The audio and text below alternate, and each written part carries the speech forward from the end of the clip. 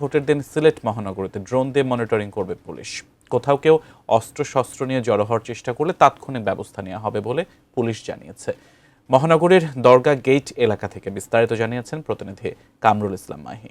ত্রয়োদশ জাতীয় সংসদ নির্বাচন ও গণভোটের যে সার্বিক প্রস্তুতি, সেই প্রস্তুতি সিলেটের একেবারেই শেষ পর্যায়ে এবং আগামীকালকের ভোটকে উৎসবমুখর করতে এবং নির্বিঘ্নে ভোটারদের ভোটাধিকার প্রয়োগ নিশ্চিত করতে ইতোমধ্যেই আইনশৃঙ্খলা বাহিনীর পক্ষ থেকে নানা পদক্ষেপ নেওয়া হয়েছে। এবং যদি আপনাদেরকে একটু জানিয়ে রাখি, সন্ধ্যার পরেই সিলেট মহানগর পুলিশ কমিশনার একটি সংবাদ সম্মেলন করেছেন এবং তিনি সেখানে বলেছেন যে পুরো সিলেট মহানগর এলাকা ড্রোন দিয়ে মনিটরিং করা হবে এবং এর বাইরে সিলেটের কোথাও লাঠিসোঁটা এবং দেশীয় অস্ত্র নিয়ে কেউ জড়ো হওয়ার চেষ্টা করলে তাৎক্ষণিকভাবেই ব্যবস্থা নেওয়া হবে এমনটি তিনি জানিয়েছেন।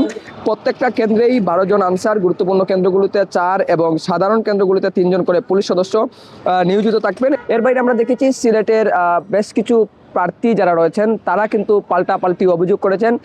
বিকেলের দিকে আরিফুল হক চৌধুরী তার প্রতিদ্বন্দ্বী প্রার্থীর বিরুদ্ধে অভিযোগ করেছেন। সিলেট 1 আসনের জামাতে ইসলামীর প্রার্থীর পক্ষ থেকে একটি প্রতিনিধি দল জেলা রিটার্নিং কর্মকর্তার কার্যালয়ে বিএনপির প্রার্থীর বিপক্ষে অভিযোগ করেছেন।